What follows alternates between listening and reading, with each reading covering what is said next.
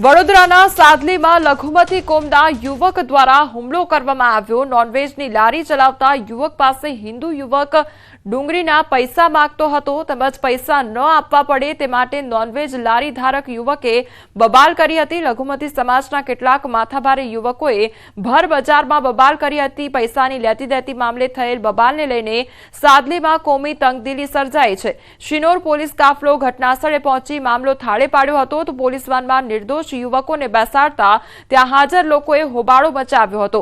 સાદલીના લઘુમતી સમાજના 4 તોફાની યુવકો સામે શિનોર પોલીસ સ્ટેશનમાં ગુનો નોંધવામાં આવ્યો છે।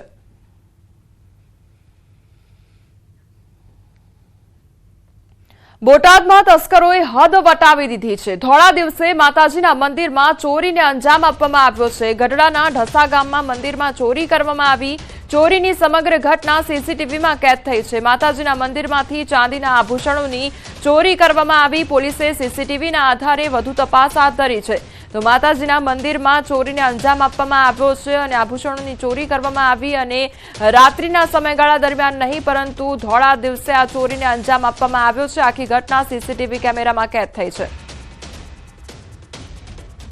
સુરત જિલ્લામાં તસ્કરોનો તરખાટ યથાવત જોવા મળી રહ્યો છે। કામરેજના નવાગામ ખાતે બની બાઇક ચોરીની ઘટના સામે આવી છે। માકના ગામના યુવકે પાર્ક કરેલી બાઇકની ચોર ઉઠાંતરી કરી નાસી છૂટ્યો હતો। ઘટનાના સીસીટીવી ફૂટેજ કરતા નકલી ચાવીથી બાઇક સ્ટાર્ટ કર્યા હોવાનું જાણવા મળ્યું છે અને સીસીટીવી આધારે કામરેજ પોલીસે આગળની કાર્યવાહી હાથ ધરી છે। તો આ ચોર દ્વારા બાઇકની ચોરી કરવામાં આવી છે અને નકલી ચાવી લઈને ત્યાં આગળ આવ્યો અને ચોરીને અંજામ આપવામાં આવ્યો છે। એક તરફ સામાજિક તત્વોનો જે આતંક જોવા મળી રહ્યો છે તે ઘટના રાજકોટ અને વડોદરાની, બીજી તરફ બોટાદની એ ઘટના કે જ્યાં મંદિરમાં ચોરીને અંજામ આપવામાં આવ્યો છે, બીજી તરફ બાઇકની ચોરી કરવામાં આવી રહી છે તે સુરતની એ ઘટના। રાજકોટમાં 2 જૂથો વચ્ચે મારામારી થઈ અને તેની આખી ઘટના સીસીટીવી ફૂટેજમાં કેદ થઈ છે। ડિલક્સ પાન પાર્લર આગળ આ માથાકૂટ થઈ હતી। વડોદરાની ઘટના કે જ્યાં યુવકો દ્વારા માથાકૂટ કરવામાં આવી અને ત્યારબાદ બંને વચ્ચે મારામારી થઈ હતી અને આખો મામલો પોલીસ સ્ટેશને પહોંચ્યો છે।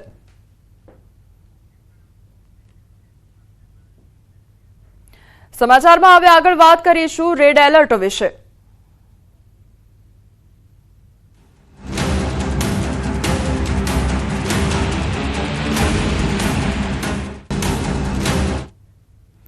આજે અત્યંત ભારે ગરમીની આગાહી કરવામાં આવી છે। રાજ્યના 9 જિલ્લામાં ગરમીનું રેડ એલર્ટ જારી કરવામાં આવ્યું છે। તાપમાનને લઈ હવામાન વિભાગની આગાહી કરવામાં આવી છે। કચ્છથી સુરત સુધીના 9 જિલ્લામાં આજે રેડ એલર્ટ જારી કરવામાં આવ્યું છે। અમદાવાદ, ગાંધીનગરમાં ગરમીનું રેડ એલર્ટ આપવામાં આવ્યું છે। રાજકોટ, સુરેન્દ્રનગર, મોરબીમાં પણ રેડ એલર્ટ આપવામાં આવ્યું છે।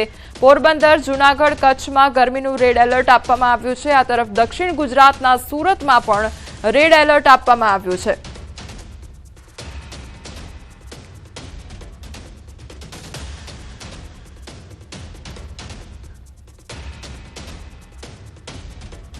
તો આરોગ્ય અધિકારી જયેશભાઈ વાકાણી અમારી સાથે જોડાઈ ગયા છે। જયેશભાઈ, સૌથી પહેલા તો આપનું ન્યૂઝ 18 ગુજરાતીમાં સ્વાગત છે।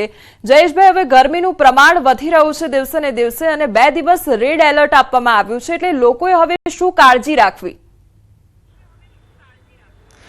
જી, ખાસ કરીને વાત કરીએ તો આગામી 2 દિવસ સુધી જે છે રેડ એલર્ટની શક્યતા છે એ નોંધાયેલી છે। મહત્તમ તાપમાન 41 થી 42 ડિગ્રી સુધી જવાની શક્યતા છે ઇન્ડિયન મેટ્રોલોજીકલ ડિપાર્ટમેન્ટ દ્વારા જે છે એ પ્રસિદ્ધ કરાઈ છે। એના અનુસંધાને જોવા જઈએ તો ખાસ કરીને અત્યારે પીક અવર્સ એટલે કે બપોરના સમયે તાપમાનનો પારો જે છે એ ઘણો બધો વધવાની શક્યતા છે।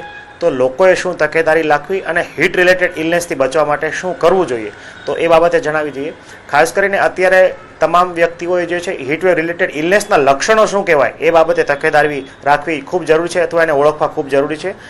તમને અત્યંત માથાનો દુખાવો થાય, આંખમાં અંધારા આવે, આ ઉપરાંત લાળ જે છે મોઢું કોરું પડે, ચક્કર આવવા, આ ઉપરાંત શરીરની ચામડી શુષ્ક બની જવી, ઘણા કિસ્સામાં છે અત્યંત પરસેવો વળીને પછી ચામડી છે એ શુષ્ક થવી, આ ઉપરાંત સ્નાયુમાં કંપવા અથવા કળતર થવું, ઘણી વખત શરીરનું તાપમાન વધવાને કારણે તાવ જેવી ફિલિંગ આવી, આ ઉપરાંત ઘણી વખત બેસુધ થઈ જવું, જવાબ ન આપવો અને અલ્ટર સેન્સોરિયમ જેવા લક્ષણો છે જણાય તો તાત્કાલિક નજીકના આરોગ્ય કેન્દ્ર કે કોઈ પણ પ્રાઇવેટ તબીબનો સંપર્ક કરવો ખૂબ હિતકારક છે।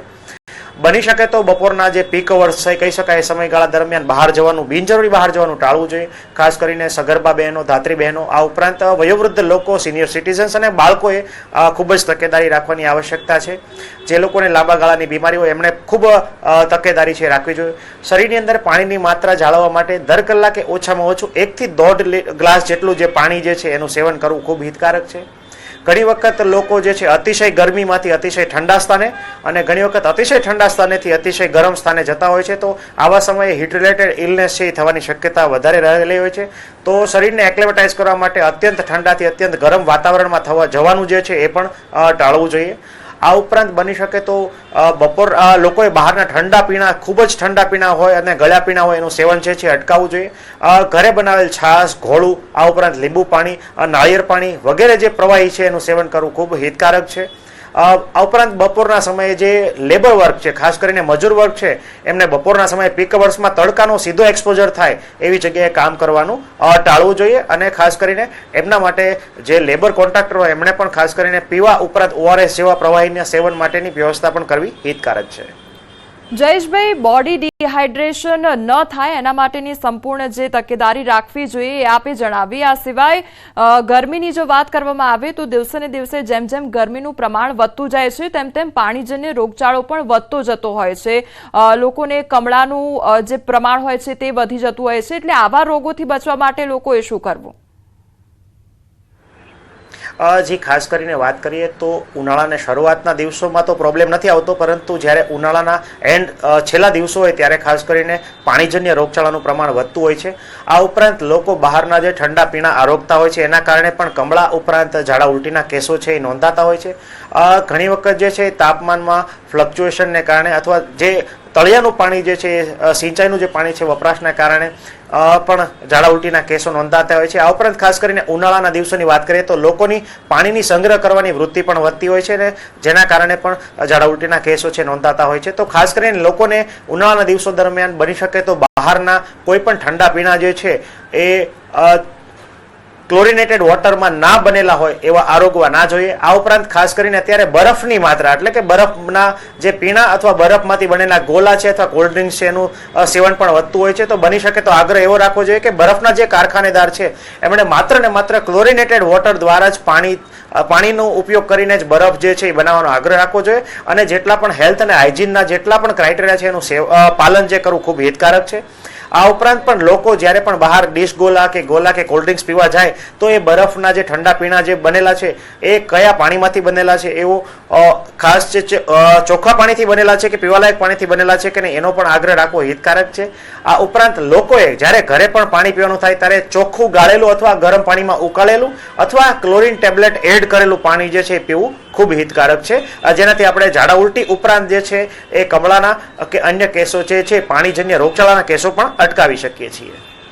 ડોક્ટર જયેશ, બોડી ડિહાઇડ્રેશન ના થાય અને ગરમીનું પ્રમાણ જ્યારે વધતું હોય છે ત્યારે બોડી ટેમ્પરેચર પણ એટલું જ વધી જતું હોય છે અને લોકો હીટ અનુભવતા હોય છે. એટલે જે શરીરની તાસીર છે તેમાં ઠંડક અનુભવાય તેના માટે લોકોએ શું ઉપચાર કરવા જોઈએ? કે ઘરગથ્થુ કોઈ ઉપચાર ખરી?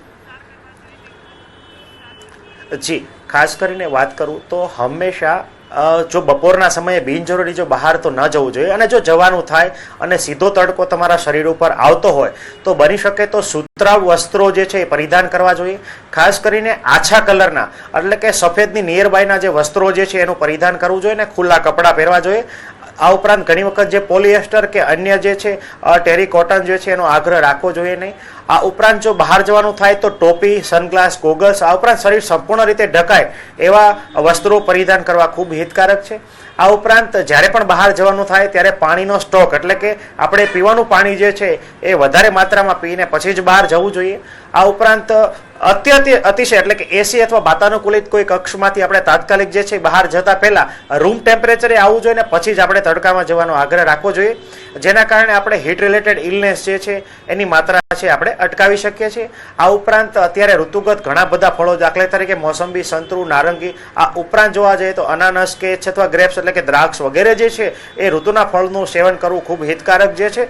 અને સાથે સાથે જોવા જઈએ તો ઘરે બનેલું લીંબુ પાણી જે છે એની અંદર ખાંડ અને નમકની માત્રા એડ કરીને પીવાથી તમારી શરીરના જે ક્લોરાઇડ જે ન્યુટ્રિટિવ વેલ્યુ માટે ખાસ કરીને વાત કરીએ તો ઇલેક્ટ્રોલાઇટ્સ છે એની માત્રા આપણે શરીરની અંદર મેન્ટેન કરી શકીએ છીએ। તો આ તમામ તાકેદારી રાખીએ તો આપણે શરીરનું હાઇડ્રેશન છે એ ખૂબ સારી રીતે મેન્ટેન કરી શકીએ છીએ। ડોક્ટર, એ પણ સવાલ કરવો છે કે બાળકોને શું ધ્યાન રાખવું, કારણ કે બાળકો સ્કૂલે આવતા જતા હોય છે, બાળકો રમવા પણ જતા હોય છે અને બપોરના સમયગાળા દરમિયાન જો તે રમવા જાય છે તો તે લોકોએ શું ધ્યાન રાખવું? અને જો નાના બાળકોની વાત કરીએ તો તે લોકોને સ્કિન ડિસીઝ પણ એટલા થઈ જતા હોય છે, રેશિશ થવું આ તે, એટલે એના માટે પણ શું ધ્યાન રાખવું એ પણ જણાવશો। જી, ખાસ કરીને હવે સમર્સ વેકેશનના દિવસો છે આવી રહ્યા છે। હાલ પરીક્ષાઓ ચાલી રહી છે, પરીક્ષા બાદ છે વેકેશનના દિવસો આવેલા છે। દરેક માતા પિતા છે પોતાના બાળકને એક્સ્ટ્રા કરિક્યુલર એક્ટિવિટી ઉપરાંત જોવા જઈએ તો રમતગમત માટે છે એ મુક્ત કરતા હોય છે। તો દરેક પેરેન્ટ્સને એક રિક્વેસ્ટ છે કે જ્યારે પણ તમારા બાળક જે છે બની શકે તો બપોરના તડકાનો સીધો એક્સપોઝર એવા કોઈ પણ પ્લેગ્રાઉન્ડ અથવા મેદાનમાં રમવા ના જાય। બની શકે તો આઉટડોર એક્ટિવિટી કોઈ પણ કરાવવાની હોય તો સવાર અથવા સાંજના સમયે કરાવવી ખૂબ હિતકારક છે। આ ઉપરાંત ખાસ કરીને અત્યારે બાળકોમાં છે પ્રસ્વેદ એટલે કે પરસેવાને કારણે જે દાદર ઉપરાંત જોવા જઈએ તો સ્કિન ડિઝીઝની શક્યતા વધારે રહેલી હોય છે। તો પેરેન્ટ્સને એક રિક્વેસ્ટ છે કે શરીરની ઉપર બની શકે તો સૂતરાવ આંતરવસ્ત્રો જે છે પરિધાન કરવા જોઈએ અથવા બાળકના પરસેવાવાળા કપડાં જે છે પરસેવો અટકાવવા માટે બની શકે તો ટેલ્કમ પાવડરનો વપરાશ કરવો હિતાવહ છે। આ ઉપરાંત સૂતરાવ ખાદીના કપડાં પણ પહેરાવવા હિતાવહ છે। પણ સૌપ્રથમ જોવા જઈએ તો હીટ રિલેટેડ ઇલનેસ અટકાવવા માટે બની શકે તો બાળકને ઓપન એટલે કે જ્યાં તડકા અથવા સૂર્યનો સીધો એક્સપોઝર થતો હોય એવી જગ્યાએ આઉટડોર એક્ટિવિટી જે છે એ કરાવવાનો આગ્રહ રાખવો જોઈએ નહીં। આ ઉપરાંત ઘણી વખત જે સ્વિમિંગ પુલમાં બાળકને મોકલવાના હોય ત્યારે ખાસ આગ્રહ રાખવો જોઈએ કે સનસ્ક્રીનનો લોશનનો ઉપયોગ પણ કરવો ખૂબ હિતકારક છે। આ ઉપરાંત ઘણી વખત જે સ્વિમિંગ પુલમાં વપરાશ મીન્સ જવાનું થાય ત્યારે મોઇશ્ચરાઇઝર અથવા ક્લોરીનના સ્કિન ઉપર ડાયરેક્ટ એક્સપોઝરને અટકાવી શકે એવા ક્રીમ્સ છે જે બજારમાં મળતા હોય એનો ઉપયોગ કર્યા પછી જ સ્વિમિંગ પુલમાં જવાનો આગ્રહ રાખવો જોઈએ। તો આ તમામ મીન્સ પરેજી રાખીએ તો સ્કિન ડિઝીઝ ઉપરાંત હીટ રિલેટેડ ઇલનેસથી આપણે આપણા બાળકોને અટકાવી શકીએ છીએ। જી જી, ડોક્ટર જયેશ, આપ અમારી સાથે જોડાયા તે બદલ આપનો આભાર। સમાચારમાં હવે આગળ વાત કરીએ કાપલી કાંડ વિશે।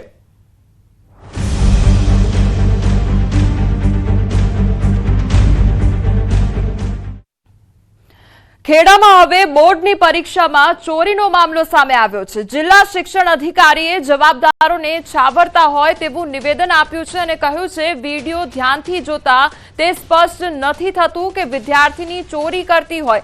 સીસીટીવી બાબતે જિલ્લાની કમિટી સમગ્ર બાબતનું અવલોકન કરી નિર્ણય લેશે। તપાસ બાદ ગેરરીતિ પકડાઈ તો નિયમ અનુસારની શિક્ષાત્મક કાર્યવાહી કરવામાં આવશે। ગેરરીતિનો વિડીયો તપાસનો વિષય બન્યો છે।